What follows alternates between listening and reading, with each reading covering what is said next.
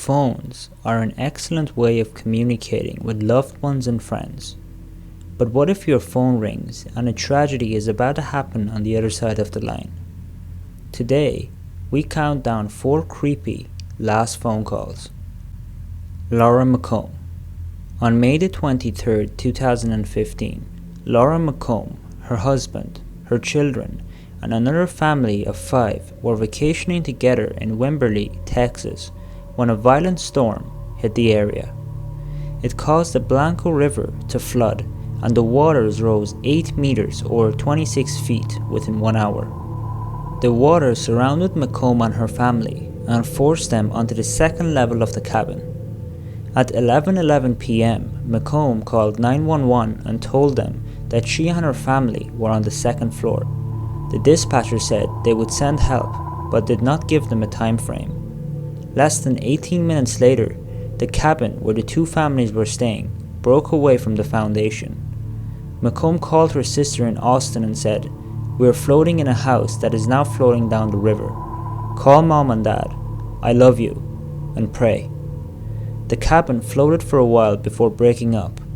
Only 1 person out of the 9 staying in the cabin survived the flood. McComb's husband, Jonathan, who was pulled from the flood 20 kilometers or 12 miles away with a punctured lung and a broken rib. Hi, I'm not sure where we're located. We're on the Blanco River in Wimberley, and the water is up to the 2nd story into the house. It's coming up to the 2nd floor. I mean, it's so high up. Okay. And we have no exit out of the house. Okay, well just make sure you don't go to the attic so you don't get stuck, okay? Don't go in the attic because I don't want you to get stuck there. We need emergency rescue. The river is flooded around the house. We're at the bottom of What's the address? Road. What's the address of the emergency? I don't address. We're at the bottom of Deer Crossing Road. We're running out of breathing room. Okay, if you can, I need you to go up, if you can get on the roof of your residence.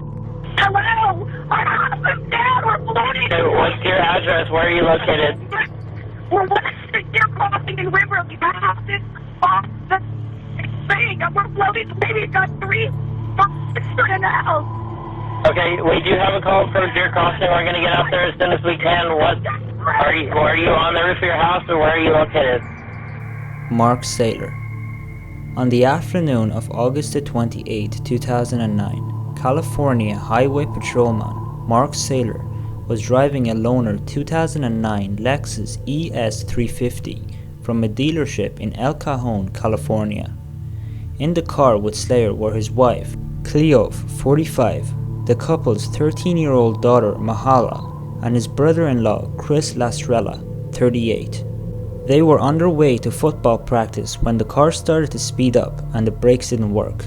By the time they called 911, the car was going over 160 kilometers per hour, or 100 miles. On the 911 call, Saylor told his family to pray as they approached an intersection which was at the end of the motorway on which they were driving. Saylor tried to make a left turn when the motorway ended, but they were going too fast.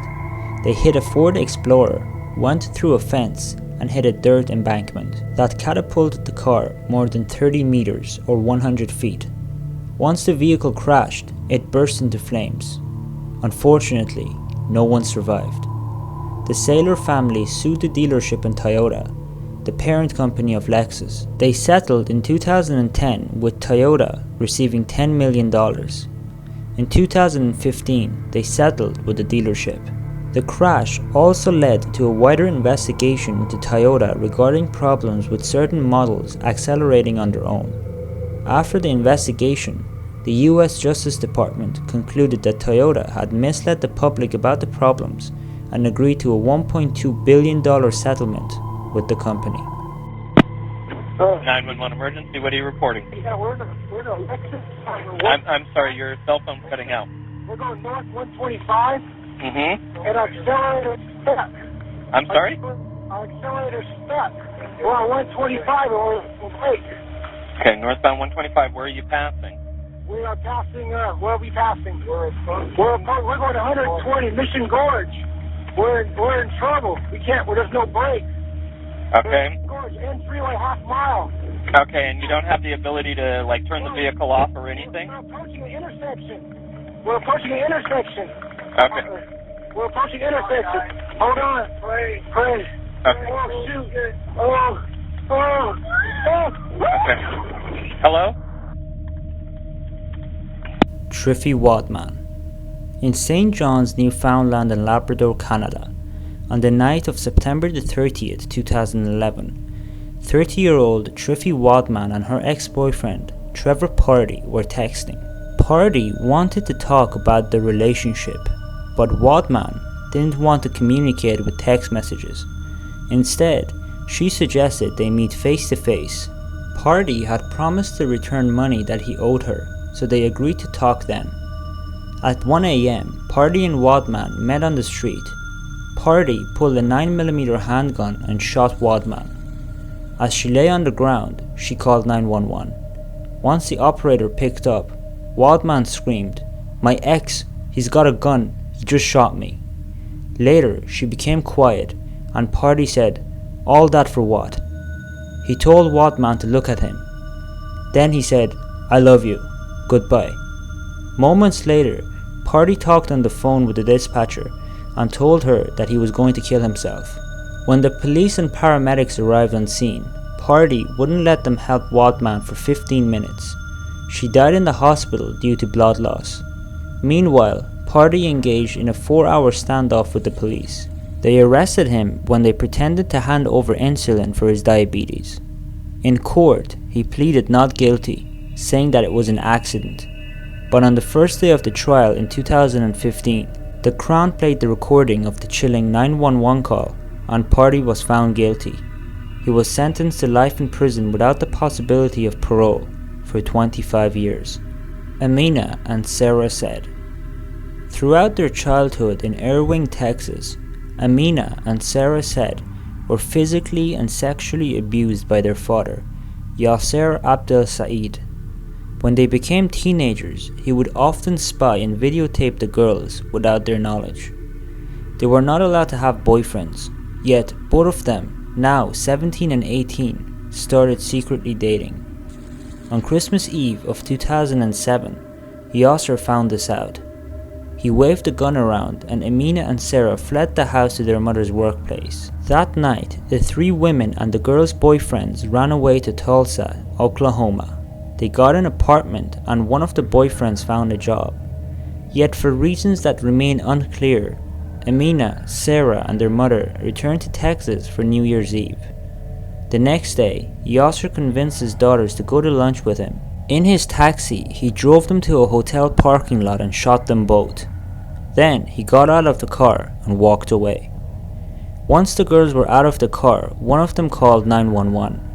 The dispatcher with the Irving Fire Department tried desperately to get their address, but the girl on the phone faded in and out, saying that she was dying and that her father had shot her.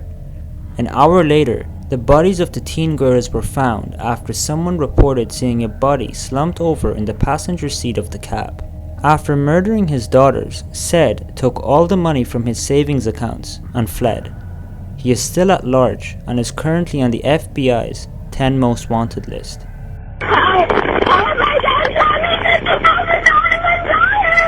What's going on, ma'am? I'm dying, that's what's up. Irving Fire Department. Ma'am, are you still there? Ma'am, are you still there? All I've got is she's telling me she's dying. I've got a, why are you still there, ma'am? Ma'am, what is your address? Ma'am. The cab in our cab stand. It doesn't appear that there's a driver, but there are 2 people inside the cab, one in the passenger seat and one in the rear of the vehicle. One of the people in the passenger seat looks like she's hunched over and she has blood coming from her ear. It doesn't look like they're alive to me. I understand that. We've got an... Thank you so much for watching. I hope you enjoyed this episode. If you did, make sure to leave a like. Until tomorrow, goodbye.